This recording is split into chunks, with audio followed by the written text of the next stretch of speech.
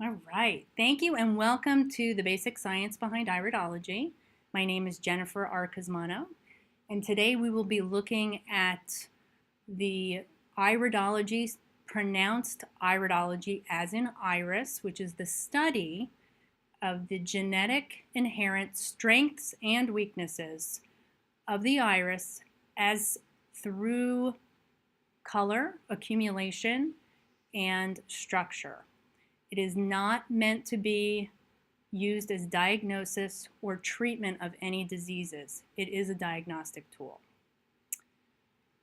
My name is Jennifer Cosmano, like I said before, and how I got into this is, because I'm sure you're all very interested in that, I started studying holistic nutrition and naturopathy about a little bit, maybe 12 years ago. And during the doctorate part of my naturopathy, there was a course on iridology, which I was fascinated with from the beginning of signing up for the whole course to begin with. So I finally get to the iridology part, 6, 7 years into it, and it was like this big. It was like one book and tiny little book, and I was like, wow, this is just the tip of the iceberg. This is really cool.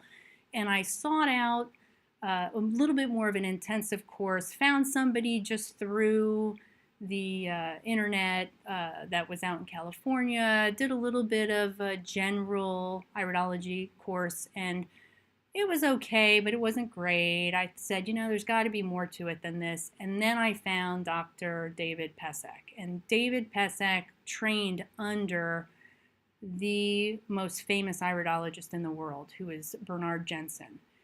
And Dr. Pesek worked with him in Hawaii in the college of through iridology and of natural sciences.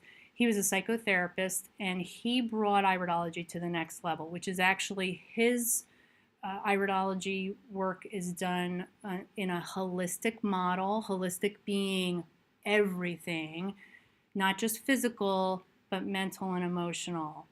And he, through his work and his studies, started trying to identify the mental and emotional aspect of the brain patterns through the iris. And he is just absolutely phenomenal. I finished my advanced degree with him last May. I did my diplomat honors with him, and it just went to the next level. It was really phenomenal. So today I'm going to be doing more of the physical iridology so that you can understand a little bit about what I studied the first section, and then at some point I'll bring it back in as another seminar for the holistic model, which is a little bit more complicated because it does go into the brain areas.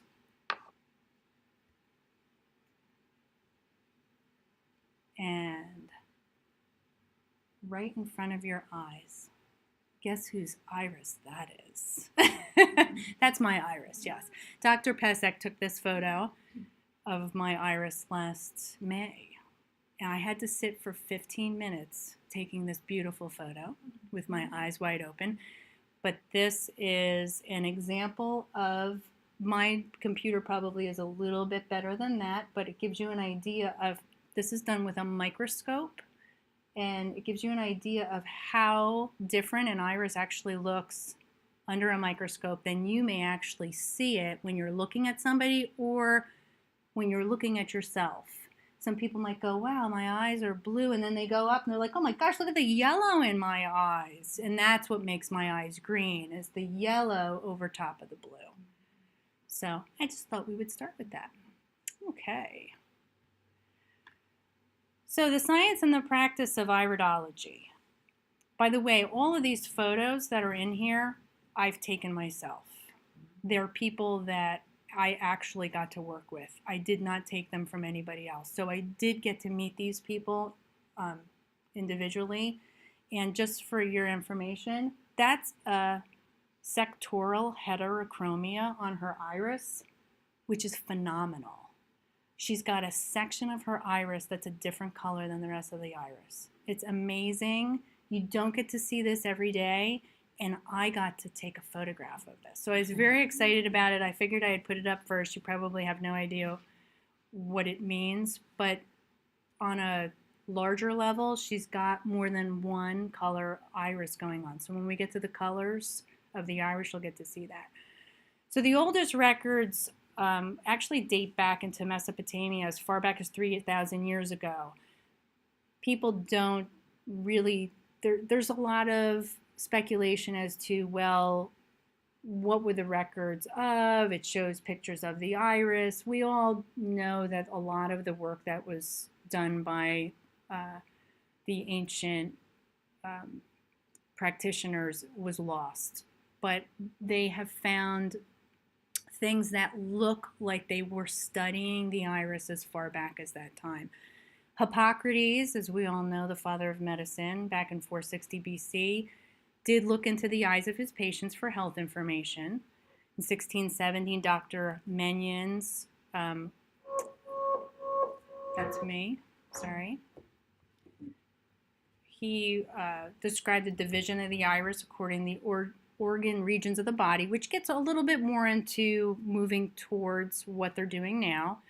And then George Beer in 1813 published a book on eye diseases, stating everything that affects an organism of an individual cannot remain without the effect on the eye and vice versa, which is that principal theory of iridology, that the autonomic nervous system and the iris are working together, the autonomic nervous system going into the systems of the body and moving back up into the iris through the autonomic nerve wreath, which I'll show you as we move forward, to display your genetic inherent material and accumulations.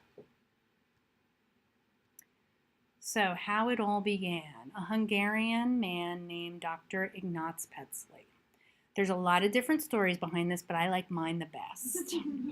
So Dr. Petzli was young at the time. He was a young doctor starting out, and he found an injured owl. Now, we all love owls. You see a little injured owl. It just happened to somebody I know not that long ago. It's so cute. You want to pick it up, right? Yeah, until the talons grab onto your arm and won't let you go, and the 1-inch claws dig into your skin, and how do you get this thing off of you? He broke its leg, and after he broke its leg, he held it in his arms, and he saw a line forming in the eye of the owl right after he broke the leg of the owl. And that's how it all began. So then what he started doing is going up to people and asking them questions about their health and their history, and looking into their irises and marking all these things down. And he was the first one to come up, not that you can see this, with the iris map. This is not his, but his is very similar to this, and it's in Hungarian. So that's how it all started, with a man who just was fascinated by something that was kind of an anomaly. And I'm sure that the story changed over time because nobody wanted to see the owl's leg get broken. Now, where did it go to from there? Because you're looking at Dr. Petzli in the 1800s. So Dr. Lindlar, in about 1919, iridology was offered in allopathic medical schools. Doctors were getting trained to help their patients through looking at their iris as what was called iriddiagnostics or iriddiagnosis. They were able to diagnose through the iris, and they did. At some point, it became, I guess, the separation between the allopathics and the naturopathics when medicine started moving more towards a little bit more conventional, traditional theory, moving past the economic crisis of the 1920s. Holistic and naturopathy colleges were starting to lose funding and shut down. The allopathic schools were still being funded, and hence they weren't adopting a lot of the naturopathic theory. That's one of my theories on it, is that it just was too simple of an art. I actually ordered a phone to have an analogy for you, and it didn't come in. But my analogy was the cell phone versus the Bell telephone. They still do the same thing. You pick it up, there's a person on the other end. You can actually tell them, I've fallen and I can't get up, and they can call 911 for you, and then you hang up the phone. The cell phone, you can bring it anywhere you want to go. You can buy apps for it. You can buy service for it. How much do you pay a month for your cell phone service? $200 a month? More than that? How much do you pay for your regular telephone service? $30?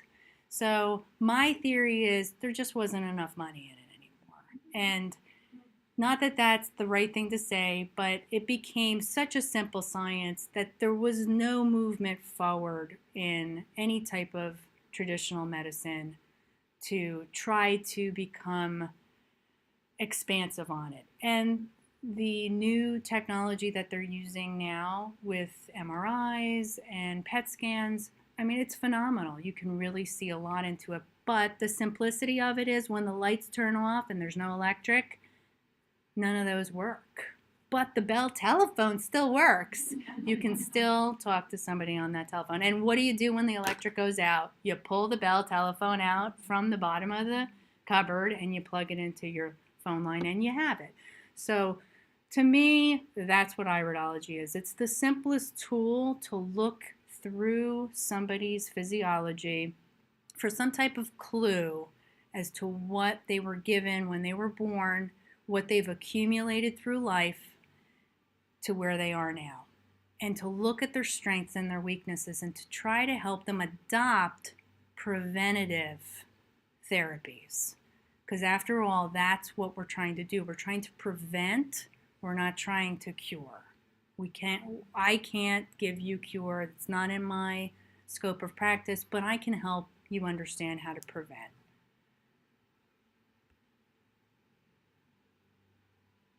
And then this just goes into what I was just talking about in the rise of the Industrial Revolution. It goes into the talking of Dr. Bernard Jensen, and he was a chiropractor, a naturopathic doctor, and a PhD. He was the most significant iridologist. I think by the time he passed at 93, just 2002, he had done like over 350,000 iris studies on individuals.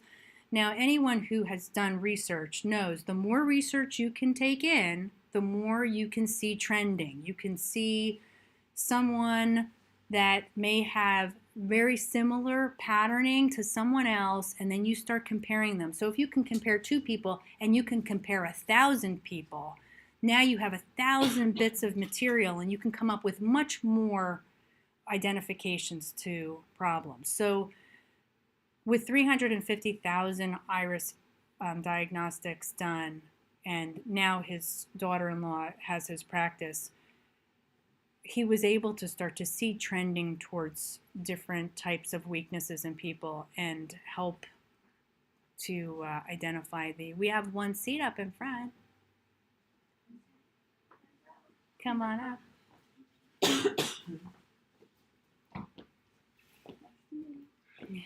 Sorry. All right. Now, Dr. Jensen was fascinated by two German doctors, Dr. Joseph Deck and Dr. Joseph Angerer. And this is where it gets really interesting, and this is what fascinated me as more of a scientist than anything else, is Dr. Deck and Dr. Angerer were medical doctors. They were called during the war from Germany to the front lines of Russia to treat German POWs. During that part of their practice, the Germans that were dying, they were doing autopsies on. And as they were doing autopsies, because they were iridologists, because Germany still practices iridology in their medical practice, they wrote a book and showed the cases between the autopsies and the iris studies that they did. And they called it 1,000 deaths. And the book actually had 1,000 cases that they were written down by these two doctors on the front line during their course of work during the war. The book is out there, but it's very rare and hard to find. But if I can ever get my hands on it, I'll let you know. But that was fascinating, and that's what fascinated Dr. Bernard Jensen, is these two medical doctors that really dove into it and found so many correlations between organs. If there were kidney problems, and they looked up into the kidney region of the maps that they were using, and they saw problems within the kidney area, and they started developing these. But remember, it's still a holistic model. The kidney area of the iris may not show signs and symptoms because we know the kidney works with the liver, and the kidneys work off of the lymphatic system, and we know that there's a whole bigger picture out there. So everybody's going to be a little bit different, and I think that is one of the things that we really have to look at the most through iridology, is not to be so specific and look, hey, well, I have kidney disease and this doesn't show in my kidney area that I have a problem there. It's not going to be that easy. There's no perfect cookie cutting stamper that has everybody cut out of the same iris map. So with that, I think I'm going on to the science part of it. Does anybody have any questions with the history of iridology? Anything that I haven't covered?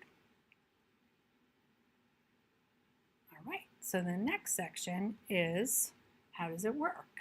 So your eyes are connected to a continuous connected and continuous with the brain's dura mater through the fibrous sheet of optic nerves. And we all know where the optic nerves are, correct? We all know that our optic nerves are what helps us see.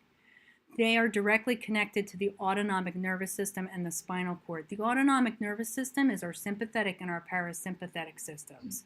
Sympathetic is moving us away from danger. Parasympathetic is calming us down after the danger has already passed. The spinal cord clearly is where our central nervous system comes down through the vertebral column and branches out to all the organs in the body and all the functions of the systems of the body. The optic tract extends to the thalamus area of the brain. This creates a close association with the hypothalamus, pituitary, and pineal glands. Those are all glands of the brain that help with the functions of the entire body. When those are damaged, systems of the body become damaged just because of the brain damage that may have occurred. And that's where you start to become, when you hear of people that have brain injuries, those are the glands that are really important, that they are continually producing hormone. These endocrine glands are major control and processing centers for the entire body. So because of this, the anatomy and physiology of the eyes are in direct contact with the biochemical, hormonal, structural, and metabolic processes of the body. So do you understand how that works with the amount of endocrine gland and how much it really makes the body systems process every day? It's huge. The endocrine glands are so important.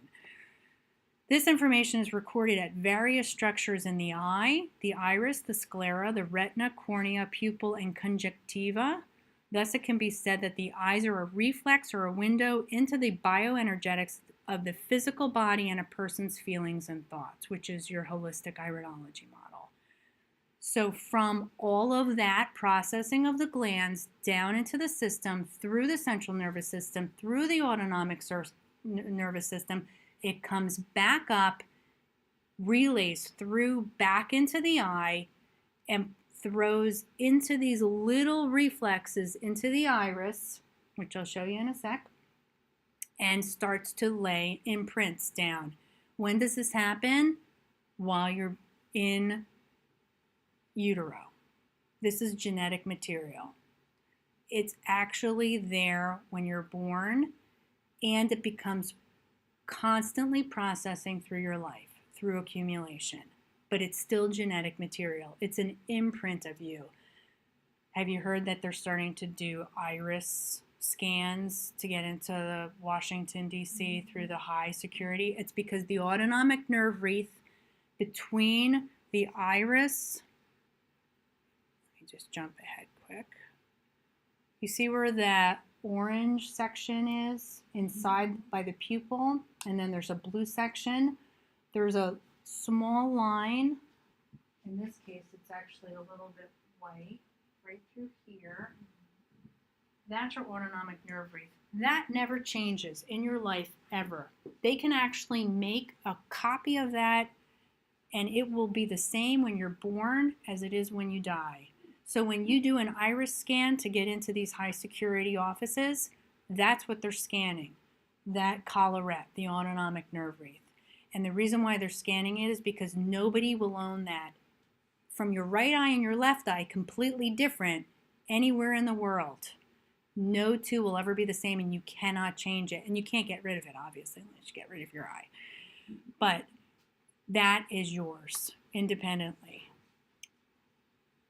All right. Genetic information. So an individual's strengths and weaknesses can be interpreted through the connective tissue of the iris. This includes structure, pigment, and accumulations. Health conditions that develop over time can be analyzed by changes in the iris, sclera, cornea, pupil, conjunctiva, and retina. I will give you examples of those at the end. These changes can be genetics, but also the way a person eats, drinks, feels, thinks, and loves. Loves is Dr. Pesek's. This is a lot of Dr. Pesek's work. So I just said that it's genetic material. He's saying that it's also can be the way you eat, drink, feel, think, and love. And why? Because that's going to affect our general mechanism system. That doesn't mean that genetic weaknesses aren't still going to show through in the iris. The iris can uncover hereditary predispositions to degenerative conditions and early pathogenesis decades before symptoms occur or conventional diagnostic testing may reveal. General weaknesses. I have 2 adopted clients who have no idea who their parent is, a father and both parents, and I was able to help them see some of their genetic predispositions just by moving into the iris structure and accumulations that they have now. So it's very helpful in those situations and somebody who does not have able to have previous histories.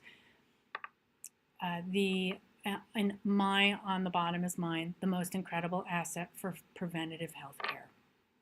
And of course, the little pinwheel of emotional, physical, sociocultural, financial, environmental, occupational, spiritual, intellectual. It's all one holistic unit. Any one of those fails, and somebody could say, well, I don't need to live without money. Well, go ahead and try.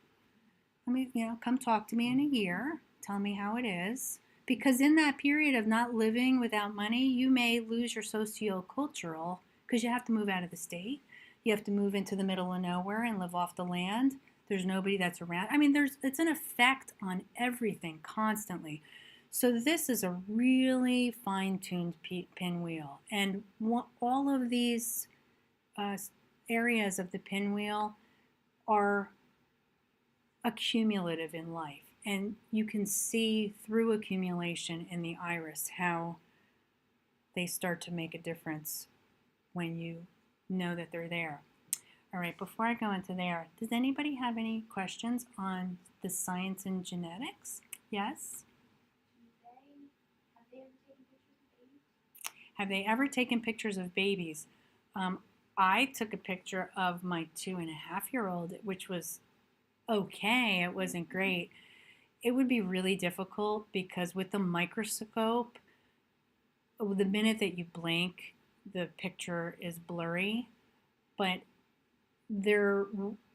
Dr. Pesek really feels, although it's a small group of iridologists at this point, considering what the United States has in medical doctors, at some point we may be able to do a scan that's a little bit more three-dimensional, and then it might be easier to do something on a smaller child.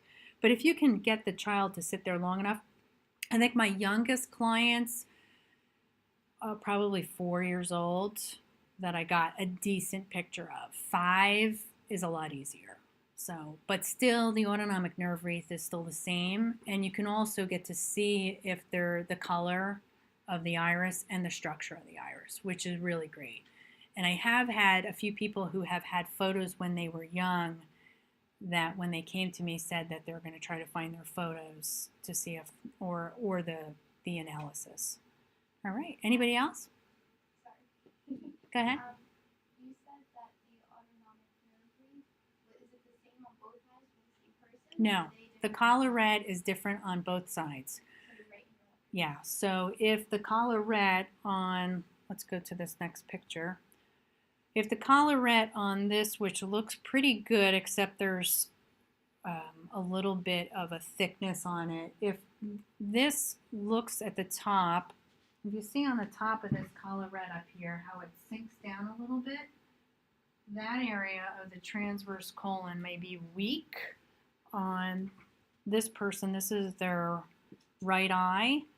On their left side, that may look okay, which would give me some type of conclusion that possibly the right transverse colon may have weakness in it, but the left side is okay. Remember, it's crossing over both sides. And not both sides of irises are the same either. The mapping is different. All right, so now we get to go into the fun stuff. There's two different types of constitutions. Obviously, there's going to be variation within each constitution, and there's lots of places in the middle, but I figured I would show you a strong and a weak so that you can get an idea. So this is a strong constitution. She's got very tight, evenly distributed iris fibers. I said she, but it may actually not be a she. The iris fibers, the trabeculi and the iris fibers, this one you can see because it's nice and raised. That is one area of a trabeculi. It's a very thin, on a strong constitution, a nice thin, straight. This is a little wavy, but you can see that they're tighter together, and you can see them. Blue irises are so easy to read because you can see the trabeculi.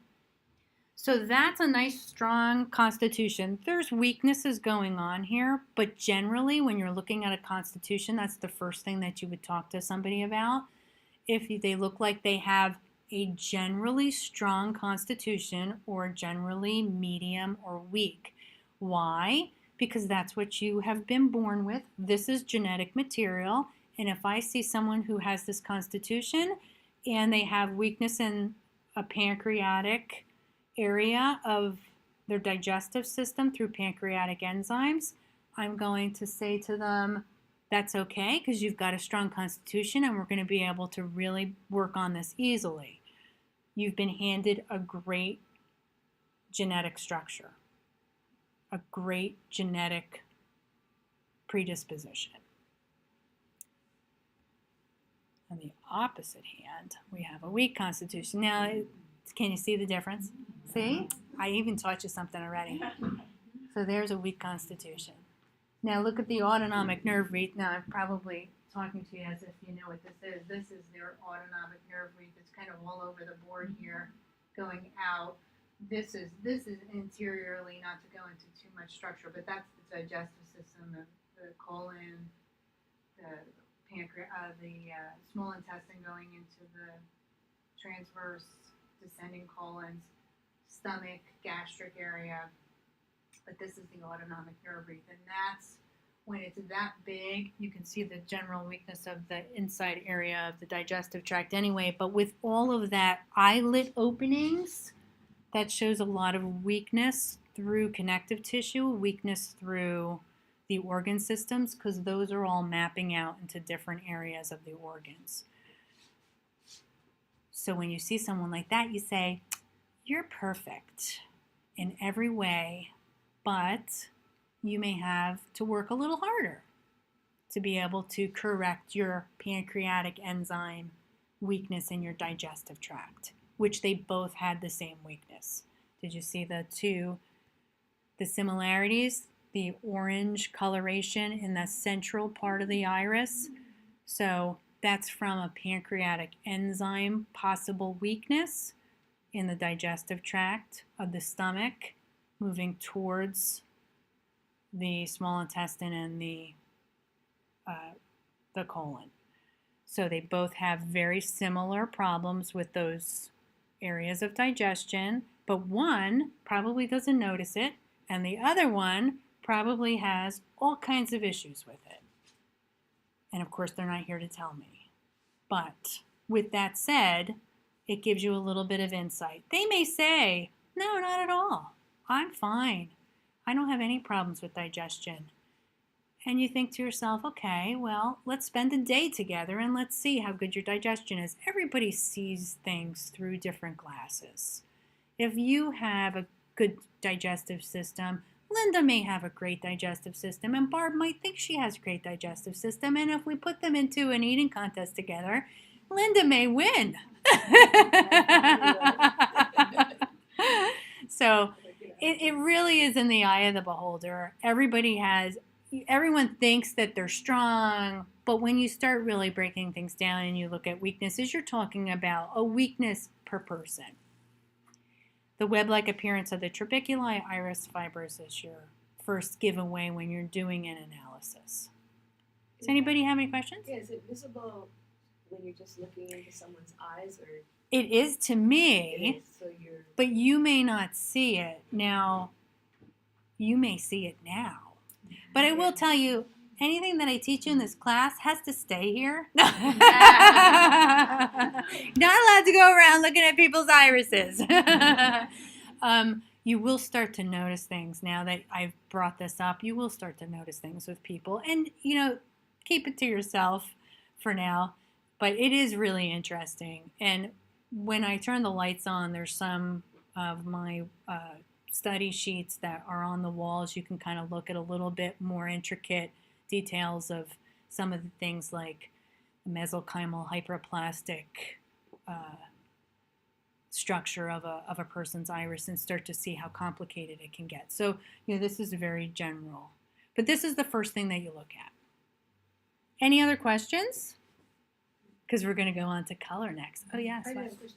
So this person, is that their genetic disposition, that the striations are like that? Yeah, so if this person, chances are these photos were taken, most of the people that I saw were between the age of 45 and 70. So I didn't have any younger people in the particular photos section that I did. If I was to take a picture of this person when they were younger, it may have been a little bit tighter. Okay, but not much. It still would have, the autonomic nerve wreath could have been a little bit tighter. It would have still been the same shape though. Because remember, the pupil is going to also change in size. Now, everyone says, well, my pupil is big, but you flashed a light in my iris. I say, well, your pupil's supposed to get small when I flash a light into your iris. So the pupil size is really dependent on, a lot of times, the adrenal glands. There could be other variables in there. If this person's pupil size, which is a little bit big actually, it's not perfect, it's a little bit large. If it was a little smaller, the autonomic nerve wreath would even look bigger. So they were probably born with something pretty similar to that. Maybe a tiny bit different, but that autonomic nerve wreath would have looked the same. Now the accumulations is a whole nother story, and I do have some really cool accumulation slides. But those orange areas, those could have been presented later on in life.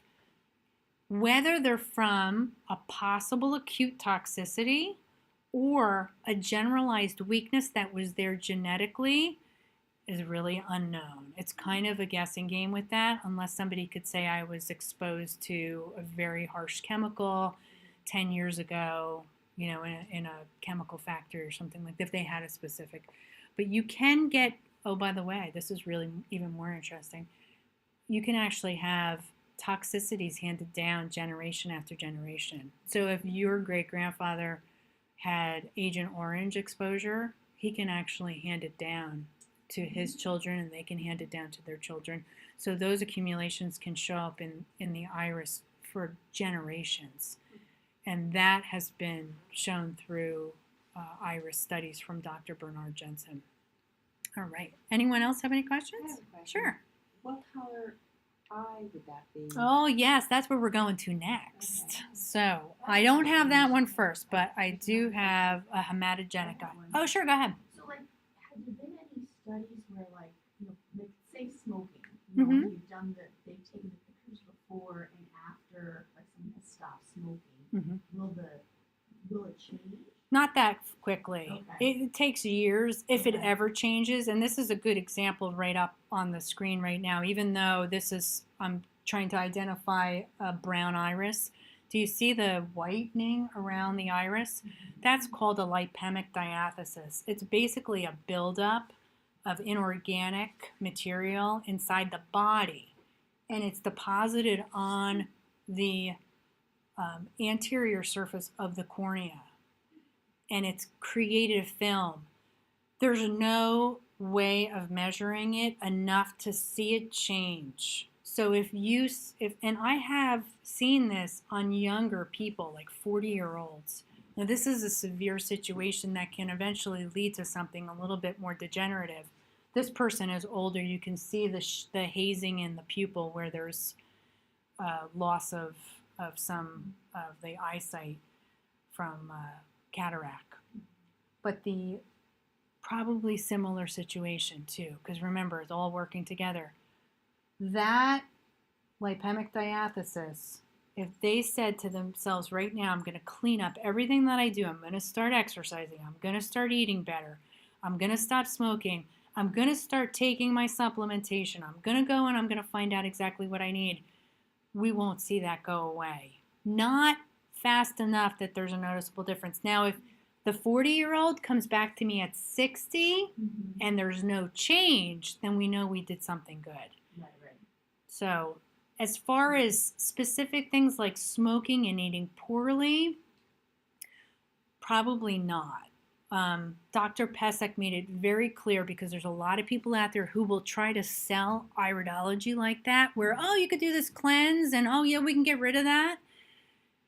If he sees somebody, say 10 years ago, and they want to have another analysis done, he'll tell them there's no point really in having another analysis, because your genetic material is not going to change. It's prevention. But I want to see if I have accumulations, everything. Okay, fine. So if you want to see if there's accumulations in your iris, fine. But it's not going to change as far as structure goes. The hematogenic iris is a brown iris. Do you see the difference between how this iris looks and how those last two? It's very difficult to read. The reason why it's difficult to read is because there is basically a shade over the top of the iris that helps, they feel and think, the theory of it is that it helps protect the blue iris underneath from the sun. There is a blue iris underneath that. If we were to peel that off, there would be a beautiful blue iris underneath. So every once in a while, when you see pictures from the central part of Africa and there's a blue-eyed child there, it may be a genetic anomaly where that top section of the melanin pigment of the iris just did not come through genetically. It was a significant trait that did not come through. That's pretty cool.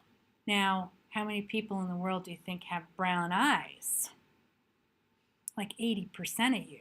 So that makes it a lot harder for me. So we all know that Native Americans, anywhere from Canada down to South America, the majority of them did have that brown pigmentation on their iris. They used to read through the sclera when they did their work with their tribal work, trying to help and heal. When the sclera is the white area, and you can see these red lines. That's a whole nother art, but you can actually get the sclera to help you understand the iris a little bit when there is especially a black eye. So, anybody in here think that they have a brown iris? If you think you do, it can be light brown to dark brown, and it does have the possibility of radial furrows, which is how we really can identify a true brown iris, is that they would have these little black spokes that come out from that autonomic nerve wreath, and they do have the greatest amount of contraction furrows, which are round lines that are concentric or random that are around the iris. This one doesn't have too many in it. And they're predispositions. And this is general because remember, 80% of people in the world have this iris color. So 80% of people, I'm going to say, could possibly have in their lifetime or predisposed liver and gallbladder congestion, iron metabolism dysfunction, blood serum and gallbladder glandular disorders, varicosities, digestive disturbances, and arterial sclerosis. I can't diagnose, but I can tell you that this particular person is definitely leading a life that could be a possible iron metabolism dysfunction, blood serum and glandular dysfunction, and arterial sclerosis, and the inability to be able to absorb calcium properly from that whitening of the iris. So knowing that, and if you have a brown iris, a true brown iris, those would be the areas that I would tell someone that they would really want to focus on. Liver and gallbladder.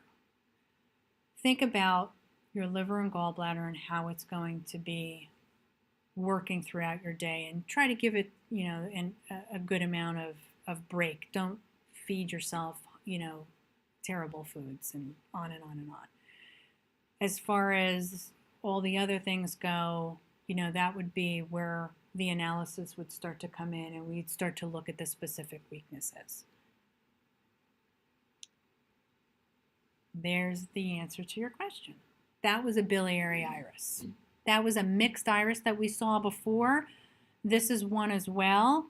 A lot of people who think they have hematogenic irises actually have mixed irises. They're biliary because there is yellow and you can see the trabeculi, those iris fibers, through the brown.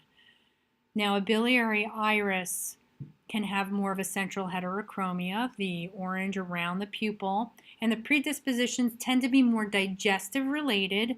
Again, they will have some liver and gallbladder weaknesses, more pancreatic insufficiencies, and intestinal immune deficiencies. Remember, your small intestine has Peyer's patches, which are incredibly immune responsive and can become heightened during processes where there's allergic reactions to foods and other items that are coming into the body that they may not be able to keep their immune defenses up for. So a little different, but you remember that this is mixed. This is a person who has a brown iris with a blue iris showing through. 20% of the world is mixed in blue irises. If you want to get down to a little bit, let's say the blue irises are under 10%. So you can pretty much figure your mixed irises are probably a good 10 to 15% of the world. And then we come down to our lymphatic blue iris. Now, just like it's saying, its appearance isn't blue or shades of blue. Green irises, I hate to tell you, are blue. I know everyone wants green eyes, but they're blue eyes with yellow accumulations on them. So yes, blue eyes, everybody technically is has blue eyes, and then they have the pigmentation on top of them. Predispositions are irritation of the mucosal tissues, kidney and lymph congestion, overacid body chemistry, arthritic and rheumatic conditions, and skin dysfunctions. Anybody in here that has blue irises is looking at that, probably relating to some of it. Very different than the brown iris. The blue iris person has arthritis, but it's from kidney issues, not from the inability to be able to absorb calcium and iron dysfunction. Totally different. You're looking at somebody whose kidneys are weak in opposition to somebody whose blood system is weak and their circulatory system is weak. All right. Anybody have any questions on the 3 colors? Because those are your 3 colors. Your 3 out of the entire world. That's the next thing that you come to is your color constitutions. Yes, Barb. Could you explain again that we all have a blue iris? to Blue, begin with, yes. The blue and then iris. it becomes more and more coated? Well, did you ever hear somebody say that my baby was born with blue eyes and they turned brown? Yeah. So blue eyes are there from birth, except for Apollonia. She was born with brown eyes. You have blue eyes underneath that melanin pigment of that brown eye. So that's why when babies are first born, they sometimes appear to be blue, and then that melanin pigment starts to form, and the iris becomes more and more brown, or more and more biliary. It may start to just change color. And the next question is, have you ever seen somebody's eyes change color? Have you ever had a really blue eye and then you're like, hey, you know what, Ma, your eyes are white? That's accumulation. And that is real lifetime accumulation and inflammation of accumulation, probably stress on the kidneys. So it is not a perfect science with saying that a blue eye is always going to be the same color throughout your whole life. It's not going to be. And accumulations are something that could be genetic. So if I'm telling you that a blue iris is weak with its kidney system, and then I'm saying that this person's iris got white, but that's accumulated through life, well, their kidneys are weak. And the accumulation could be acids that formed inside the system and created a higher acidity of the system and created inflammation. And that's where it becomes genetic. So that predisposition of kidney weakness is now showing through as inflammation at the age of 80. Where at the age of 20, they could have said, my kidneys are weak, I better start working on them now. Right? All the 20-year-olds sitting in the audience? Good. All right. Any other questions? Did that answer your question? Now, these are just some photographs that I had that I thought you might be interested in seeing. So this is actually a mixed iris. It's not a brown iris. And you can see down in the areas that are yellow, down towards the bottom right-hand side. And it's almost more of an orangey color. But when you look at this person, their eyes look brown. So until you get them under the microscope, you can't tell that it's actually a biliary position on the iris, and it really is a little different of a general weakness. So that's the hardest part with brown and biliary. Blue-eyed people can tell immediately that they have blue eyes, right? But the biliary people are the ones that I feel the worst for. Unless you really look close. Now, you can take a magnifying glass to the mirror and you can get a little closer of a look. And if you take a little bit of a flashlight and gently point it to the side of your eye with the magnifying glass, you can get a better idea if your iris is brown or blue. Your hint will be if you can see any little yellowing around the edge of the iris where the iris meets the white of the eye. Or you can just ask me. Now we were talking about accumulations. There's a nice one. Everybody see that one down about 4 o'clock? Mm-hmm. Now, it doesn't mean that this person wasn't born with this. I have asked some of my clients, did you ever notice that when you were young? And they'll say no. I only noticed it when I was in my 20s. Doesn't mean that it wasn't there. It just may have taken a while for it to actually start to accumulate in the system, or it could be a toxic accumulation. Does anybody know what one of the worst ways of accumulating toxicities in the iris are? I hate to say this. Come on, you guys can say it for me. No, it's not, but that was a good guess. What? No. Close. Keep going. No, one more. Think of something really toxic. Caffeine? No, caffeine's good. I'm joking. Think of something that's really toxic that you would put in your system. Lead, sugar? I mean, Lead, heavy metals. Heavy metals would absolutely show up wonderfully, and chemicals. And what's a chemical? A drug, Drugs. correct? Right? Drugs are chemicals. They're not natural. A drug is not natural. Sorry, Linda. Sorry. She was just about to take her drugs. I'm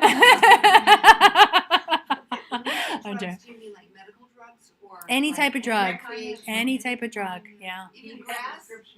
Well, no, that's natural. Oh, good. That's what Yeah. I Unless it's not natural, if it's not a plant, then it's not natural. If it's made in a laboratory and it's a chemical, it can accumulate. Now it may not, but it can. And those accumulations, and I have one that I can show you that's an accumulation from drugs. Those can be removed over time. They can be toxicities from bad water systems or from toxic accumulations if somebody was a bench chemist and accumulating through their skin or through their lungs, or if they were taking heavy doses of medication at some point, say, they had to do some type of chemotherapy and they needed to chelate. You can chelate naturally through foods and through good supplementation over a very long period of time, and you can see those start to come out of the system, and they'll come out of the iris if they were accumulated. If this is a genetic predisposition, and I have a mother and daughter whose irises both have the same spots in them, then they're not going to go away. They're genetic. Are you going to ask the next big question? I have a question. Sure, go ahead. The 6 o'clock mass is bothersome. The And 6 then o'clock the- islet Whatever that was. Whatever on the bottom. Yeah. Yeah, so that's called a lacuna, and it's a general weakness in that area. And actually, because that's so big, it's not a problem. It's when they're tiny and really dark. That was probably something that they were born with, and it may have opened up a little bit through their lifetime. That's the area it's actually the knee and hip area, but in this situation, because there's so much yellow in the iris, I'm going to say it's more in the kidney area of a weakness. And you can see how it almost looks like a river going around it, and those two areas are lighter, whiter, and raised. That's a problem with inflammation and congestion of that area in that kidney as my identification of that area. If I was to look at that iris and give you my analysis, I would say that you want to look towards the kidneys to help strengthen them and watch for inflammatory foods through the liver and the kidneys, because there is this is a left iris, so there's no liver on this side, but that big brown spot is right smack above the pancreas. And they have oranging in their iris, which is a pancreatic display. The pancreas usually displays through oranging. The pancreas is an orange type of organ. So there's probably, going into really a deep analysis, I would be looking at the kidneys first and then going into the digestive system. But yeah, that, and then you see the other one up top there in the sinus, nose, throat, and then there's another one out by the heart. And why does everybody get so upset about the heart?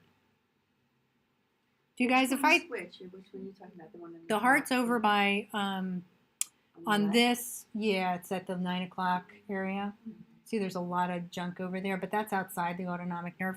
Everyone I don't even say heart to people because they like go, oh, my heart.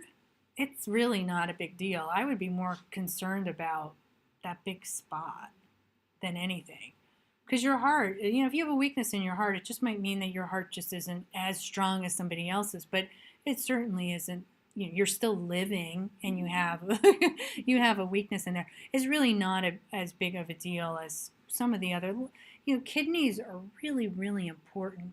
The colon is absolutely the most important part of your body, functioning wise, to keep it clean. But the kidneys are the next. I mean, they're so susceptible to toxicities. They filter out your blood constantly during the day.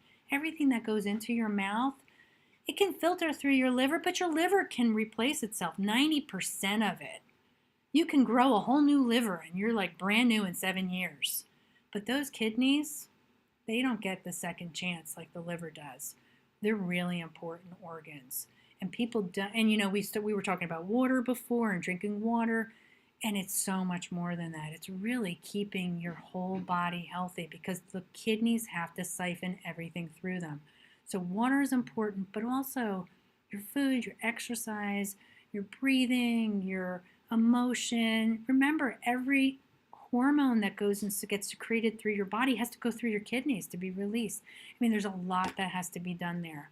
So keeping yourself in a nice environment, making sure you're breathing fresh air, on and on and on. So I'm a kidney lover. And I do actually enjoy eating kidneys too. I have done that, liver and kidneys. Glandular foods are actually really good for you. It's just they've gotten a bad rap in the last few years, but they are very high in iron. So I am a proponent of eating glandular foods. For all the vegetarians in the class, I'm very sorry. I had to say that. All right. Now, I put this one up because of its beautiful lipemic diathesis. It's biliary. It's very thick autonomic nerve root, that collarette, and that agitation on that side of the autonomic nervous system between the digestive tract and the pupil, and the corneal arcus up on the top of the iris, that really thick white section, is an accumulation up in the arterial section of the brain. And we see it in somebody this is an older person, and you'll see the accumulations start to happen throughout that lifetime. The corneal arcus you actually start to develop corneal arcuses when you're probably in your late 50s, early 60s. It's almost everybody has one. It's just some people it's much more prominent. So now you're going to go home and you're going to lift up your eyelids and you're going to check out your top of your iris. And all it means is that there's been some accumulation. We were talking about iron metabolism in the brown iris, also a little bit in this iris as well, with that, I don't know if you can see it, but do you see all this granular section on this side? That's iron metabolism dysfunction. Now, anybody who knows and has done any study on Alzheimer's has seen the new developments that they found iron deposits in the brain of an Alzheimer person. Now, there's like so much going on with Alzheimer's, but we've also heard about aluminum. Well, in biochemistry of nutrition, aluminum displaces iron when you don't have iron available in the system. The aluminum is taken in. So people go, well, I don't drink out of aluminum cans. There's aluminum everywhere. It's a natural element of the earth. So your iron becomes dysfunctional. Here you have a genetic dysfunction of iron metabolism. This person was born with the inability to be able to take iron from food properly to begin with. And then you give them a toxicity of possible foods that may not be natural or maybe too high in aluminum from the water that's in their area. And bingo, you just line them up for aluminum to displace the iron because the body needs iron, right? You need iron for your blood system to be strong. So it takes the aluminum, it pulls it into the system. The iron is now all over the place in the body, so now it's going cellular. The aluminum is now in the system. The body uses it as what it can take in, but it all ends up at some point everywhere. And in a person with this color iris, they may go in and do a brain autopsy and they may find iron. In a person with a blue eye, they may go in and they may not find anything accumulated that had Alzheimer's because it was from a different source. In a brown-eyed person, maybe they'll find calcium. Maybe they'll find aluminum. So everybody's different. So when you were trying to put a stamp on it, you can't. Because this person is the only person in the world, and this iris is the only iris in the world that looks like this. And it's going to change daily. So to try to say to this person, oh, you're going to set yourself up for Alzheimer's, it's just not true. They may go through their life and be completely healthy, and somebody with half of that amount of accumulation may end up with Alzheimer's. And it's all because of their predispositioned genetic material that they were handed when they were born. Whose iris is that? Oh my goodness, how wonderful. Everybody tells me that I have a gray eye. So now the truth is told. My eye is actually yellow. Now, so nobody can cut me up in front of myself. Look at the dysfunction in this iris. This is a beautiful way of seeing stomach dysfunction with this under acid stomach area. I don't have enough. Now I could talk about myself and I can't get in any trouble. That's great. So I have a dysfunction with hydrochloric acid. I know that I do. I will never get rid of it. That's a genetic dysfunction. I have an over-acidic system. I always have. I was born like this. You can see pictures of me when I was a child. I had that big black ring around my eye, and my eye was very light in color. It's genetically inherited. I actually found a manifest or a doctrine from my great uncle who had the same color eyes as I did. So it's inherited. The ring around the inside that dark ring is lymphatic congestion and the inability to be able to take my lymph system and move it out of my skin. So I tend to get congested skin areas easily. By the way, massage really helps that. Just wanted to plug that in there. The yellowing is kidney weakness. And the light area of the eye is from overacidity and eventually can lead to arthritis, rheumatoid arthritis, and all the other stuff. So what do? You keep yourself really healthy and you exercise, you get massages every week. And that's it. So with that said, do we have any questions? Apollonia, give me one light so that I can show them this this map that I work off of. All right. Just the backlight. Yeah, that's good. That's good because you can kind of still see my iris, my famous iris.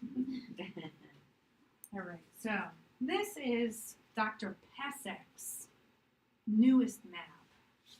Bernard Jensen's was a little bit different. He had a few areas that Dr. Pesek has the pancreas in 4 areas of both irises, and Dr. Jensen didn't. And the other main attribute was the heart area. But he only tweaked it a little bit. What he really did most of his work on is the brain area of the iris. And prior to Dr. Jensen, the older formatted maps going back all the way to Dr. Petzley are very similar. The differences are really only in the finite areas of the mapping of the iris. So during an analysis, what I would do is I would take this, take a template of this, and I would put it right over top of the iris so that I could see general dysfunctions. There's nothing really dysfunctional in my iris. You can see a little bit of a black area over by my heart zone there. But besides that, you're just kind of you're trying to look for areas that are darker or very light areas. In an iris that's like this, you can see highlighted areas, and then there's lots of other things that to look for, like these crossover lines or transversals. There's many different. You could see that I do have a contraction furrow there. That's from the stress in my life. I'm very stressed part of the time. A contraction furrow, it's when the iris actually rolls over the top of itself. And it shows up like this. See this little arc here? Yeah. Some people you can really see them more so than others. I didn't put up any great pictures, but looking at this and comparing it to that, like I said, everybody's different. You really have to talk to somebody. But when you're looking at someone and you say you saw somebody 6 months ago, and then you see them again at a conference or out to dinner, and you go, they didn't look so good. What was it that you saw? Besides maybe they were pale or they lost weight, it was their eyes. Their eyes. Something about people's eyes show through that they're not feeling well. And especially with sick children, you can immediately see a sick child. And the sickness in the child is a lot of times from an inflammation in the system, and it lightens the iris and it creates a shiny glaze in the iris itself. Right. And they look your eyes are Yes. glazed. They look glazed, and they're actually light. So next time you see somebody that has like a little bit of a glazed eye, like they look like they're getting sick, look, well, unless you don't, Unless you don't wanna put get on sick your yourself. mask and look up really close and see if you can see that the iris is actually lighter, and that it's not. It could be that the conjunctiva has a little bit of inflammation to it, that the area that sits over the top of the iris might be a little bit inflamed, and maybe their eyes are a little watery, but the iris itself changes. It can become very white and inflamed like this. And that is a sign that the body is fighting something through the immune system. Now you have to have some questions for me, because this is also fascinating to me. It's as hard as reading an X-ray for some of this. Looking at it, you're used to seeing. Well, you definitely need to, the training behind it is amazing. And, the one thing I didn't explain to you is this map, now this is my left iris. So